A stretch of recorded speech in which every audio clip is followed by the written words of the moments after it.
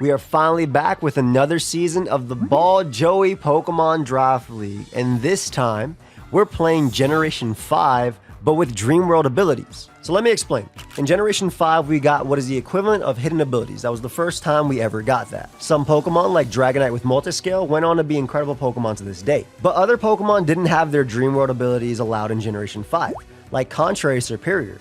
And Zapdos, which now is static, actually had Lightning Rod back then, but it was never legal. Until today. You see, the Ball Joey Pokemon Draft League allows for things like Lightning Rod Zapdos, Water Absorb Suicune, Volt Absorb Raikou, and Contrary Superior in Generation 5.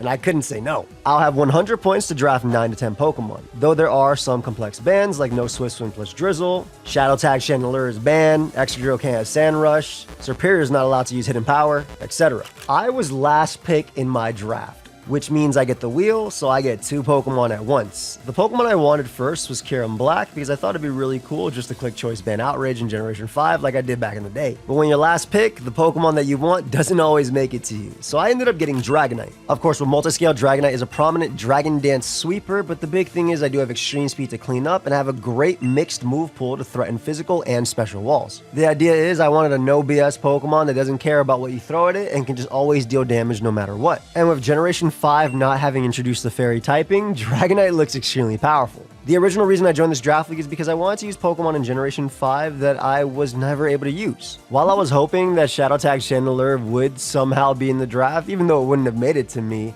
I decided that I would pick Pokemon that have their abilities now in Generation 5 that didn't have it back then. And that's why my second pick, even though it can't use Hidden Power, is Superior. For the first time in Generation 5, I'll be firing off Contrary Leaf Storms. Even with no Hidden Power, the only thing that really walls Superior are Steel types. Leech Seed, Glare, Dragon Pulse, and Leaf Storm is kind of all you need. Plus, Superior can also set up dual screens for Pokemon like Dragonite while glaring the opponent. Again, the only reason I really wanted to join was to use Pokemon that I couldn't use back during Gen 5, so Superior just came naturally. For my third pick, I got Feraligatr, because finally Sheer Force is legal in Generation 5. My boy Hugo literally won the official Smogon Tour in Generation 5 back with Torrent Feraligatr. So the Sheer Force Life Orb power increase has to be insane for Gator. With both Dragon Dance and Swords Dance and even just attacking, Gator can be a giant threat with good coverage and Ice Punch, Waterfall, and Crunch. Basically the exact same thing that Feraligatr runs to this day, but in a metagame where the power level was significantly less. My next pick was Magneton.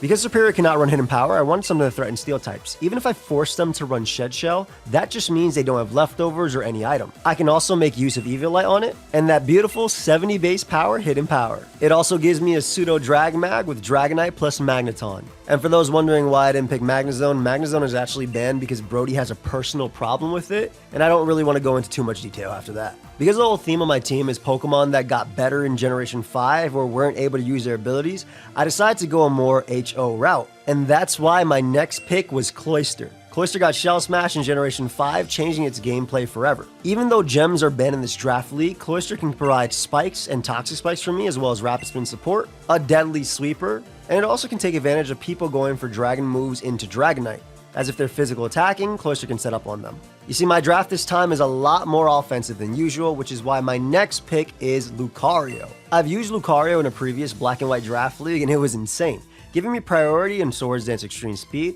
or Nasty Plot plus Vacuum Wave, or even a good Scarfer. If I'm gonna go fully offensive, I need a lot of priority on my team, so Lucario, Cloyster, Feraligatr, and Dragonite all fit that bill. My next pick, I wanted a ground immunity and essentially a ground type if possible, and that's why I got Claydol.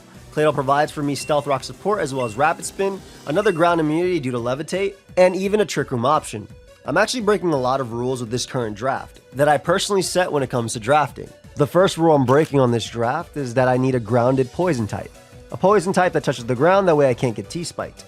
I figured because my team is so offensive, if you try and set up hazards like that into me, you're gonna get blown back by Dragonite, Superior, Feraligatr, and Lucario. So while I do have 2 spinners in Claydol and Cloyster, who knows if I'm actually going to be using Rapid Spin this season. The second rule that I'm pseudo breaking is that I wanted a very good Steel type to be able to deal with dragons and obviously fairies in later generations. This is the premier dragon meta, and the good Steel types were either very expensive or just already got picked, like Scizor and Ferrothorn. So to make up for my team's shortcomings, my next pick is Ditto. Ditto got Imposter in Generation 5 and it completely warped the game. At least in early metas, because you know when Ditto is good, that means the metagame is Ditto basically says, yeah, you can have faster Pokemon than me, yeah, you can have stronger Pokemon than me, but I'm gonna copy you and make you think twice. It's the perfect Pokemon to give me everything that my team needs to hopefully make this offense work.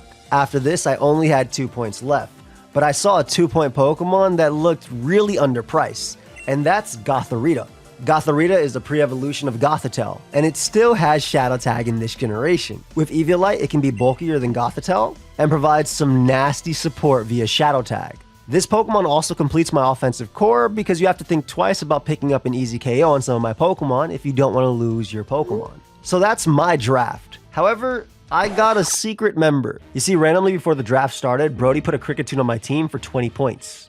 Kricketune is Brody's favorite Pokemon, and I'm very familiar with Kricketune as a whole. Obviously, the Kricketune costing 20 points was a joke, but I asked Brody, is this actually on my team or not? Long story short, I basically did a battle with 6 Kricketoons, and Kricketune went on my team for free, and the whole draft league was fine with that. I guess it's because it's Generation 5 Kricketune, so there's no sticky web. However, I have some ideas with this Pokemon, and I hope to at least use it in one battle this season. So that's my team for this season of the Ball Joey Pokemon Draft League. I'm really excited for this season. Games will start going up next week, and they will be here exclusively on Pokegame Plus. So make sure you subscribe, which is probably something I could have told y'all before the video got to 6 minutes and 30 seconds, since most of y'all probably dipped. But it's all good, because this time we're having another singles draft league here on the channel. Thank you everybody for watching. I'll see you guys in the next one, and big shout out to Splashplay for editing.